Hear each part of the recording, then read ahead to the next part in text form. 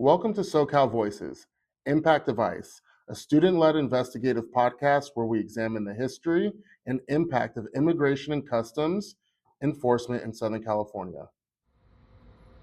Hello, everyone. I'm your co-host Quinn Cisneros, alongside my fellow co-host Gerardo Escobar. How's it going today, Gerardo?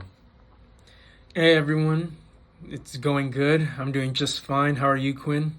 Doing good. Getting into today's episode, we're going to be talking about journalists covering protests and the dangers of covering, these political protests.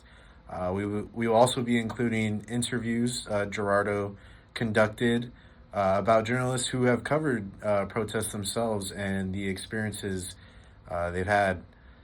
Now, Gerardo, you went out and covered the No Kings protest that took place in Los Angeles a few weeks ago to kind of get a feel of what some of these professional journalists feel when they cover these kinds of events.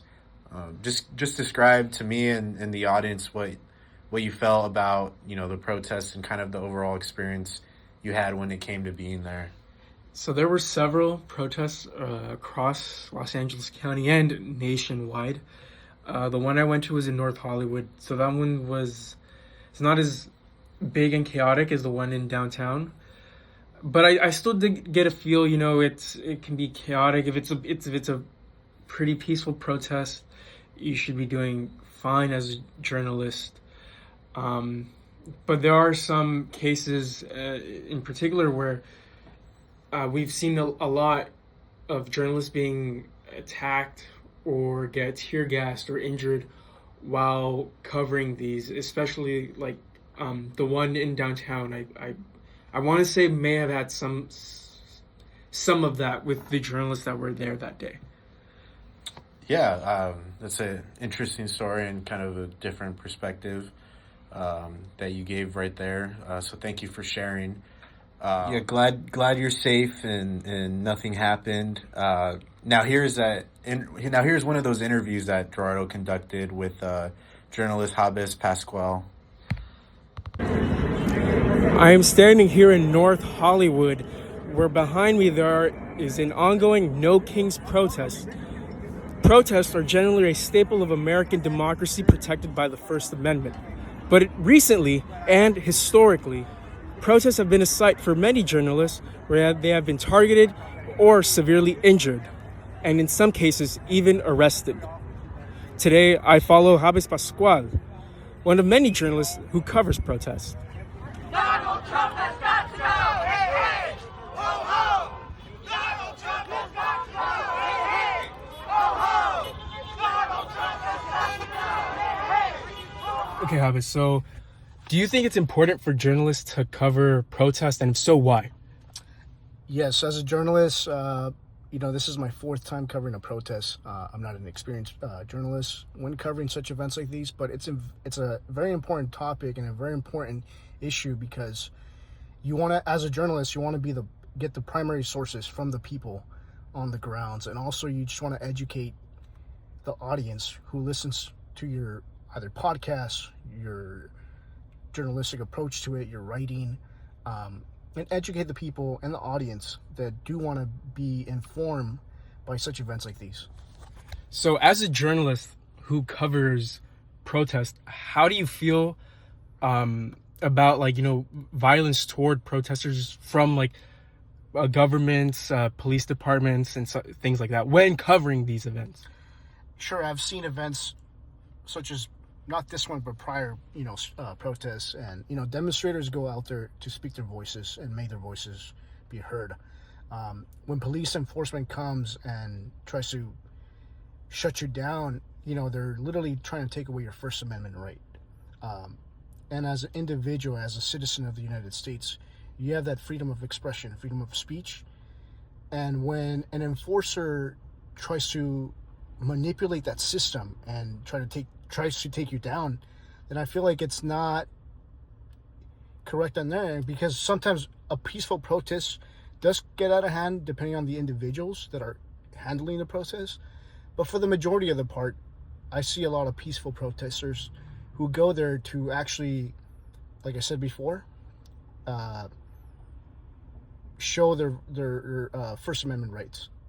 But and what about as a journalist, when a journalist gets attacked? I mean, as a journalist, when people get attacked, especially as a journalist, I think that's, I mean, you're part of the crowd, so they might identify you as part of the crowd, and they don't see that you're a journalist because we're literally also civilians covering an event. So if such events like that happens, and if you're getting, tear gas, or you're getting, fenced towards, a crowd of people where you can't even get out, and you're also getting hurt, then I feel like it's not the enforcer's fault, but it's also just because you're involved in that whole community of people that maybe at the end of the day you do get hurt and you do get injured. But I think as a journalist, you have to take that into consideration going into such protests.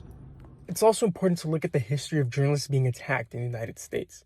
I'd like to highlight one case of a journalist being attacked and fatally injured, and that is of Ruben Salazar, who was covering the Chicano moratorium, which was the Mexican American and Chicano movement against the Vietnam War. In August of 1970, he was covering one of the demonstrations.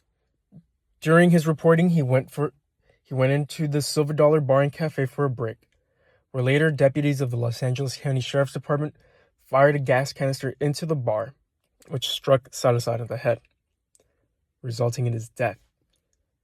Whether or not this was an intentional attack has been a subject of debate. And on that note, Gerardo, Salazar had been critical of law enforcement in his coverage, which is why some believe this may have been a targeted attack. I'd also like to share some statistics from the U.S. Press Freedom Tracker. Last year, there were 157 reports of journalists being attacked while on the job, with 57 being reported so far this year, and 653 in 2020, which is the highest number of attacks per year since 2017. Because of that, I also tried interviewing other journalists who have been attacked during the course of their work.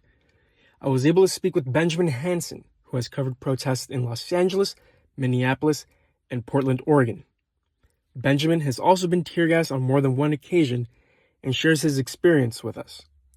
Ben, can you tell me a bit about your experience covering protests and what preparations you've had to make when doing these types of events? I remember the first June protest I did, anti-ICE. I showed up wearing just a t-shirt and N95 man, thinking that was going to be enough, and it was not. It was not at all. I got hit with baton. I got hit with tear gas, and I came so close to getting hit with rubber bullets multiple times. And after that day, I immediately went and bought a respirator and ballistic goggles. And it took me a while to buy a full-on gas mask and a bulletproof vest, but I have those now. What can we call it? So, yeah, since the very first protest, where I went in being absolutely stupid, ever since then, I do some research, and I try to watch out for what's happening. Like, for example, if I go to LA for anti-ICE protest, I automatically know that something bad can happen, because protesters and LAPD, they hate each other. So I keep all my safety gear on me. When I went to Minneapolis, it was the same thing, because it was so fresh and new. And DHS, Border Patrol, the police, they were fighting. So I wore all my gear at the same time. What are some recommendations you have to newer journalists trying to cover these events? I would recommend that new journalists, they should not be scared to cover things. They should definitely try it.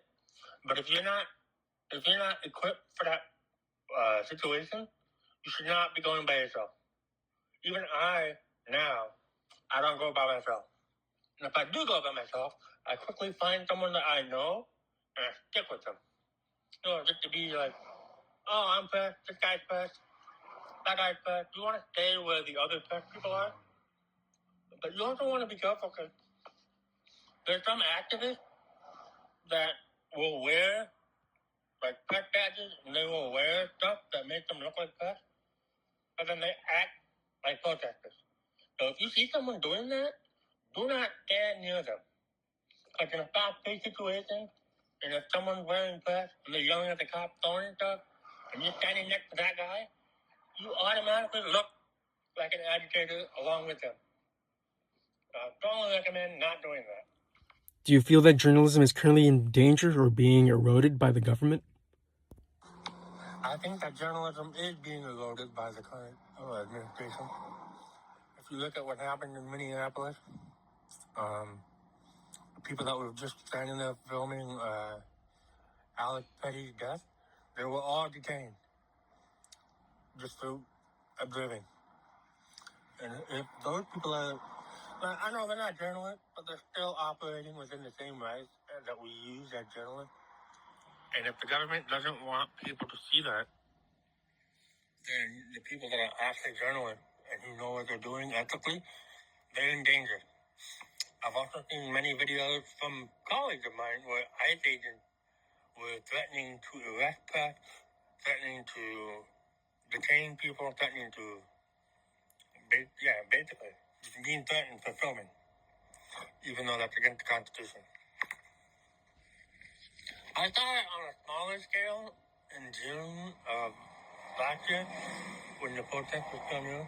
A lot of the press were getting attacked and arrested by LAPD.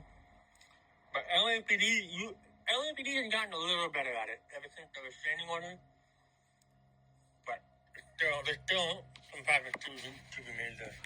Well, there you have it, folks. We've been looking at the experiences of these journalists and the risks they're taking covering protests, and also looking at the different perspectives and the work they have to do to get the story. You know, Quinn and I were both journalists, and this is something that affects us, so we wanted to take a first-hand look into the situation.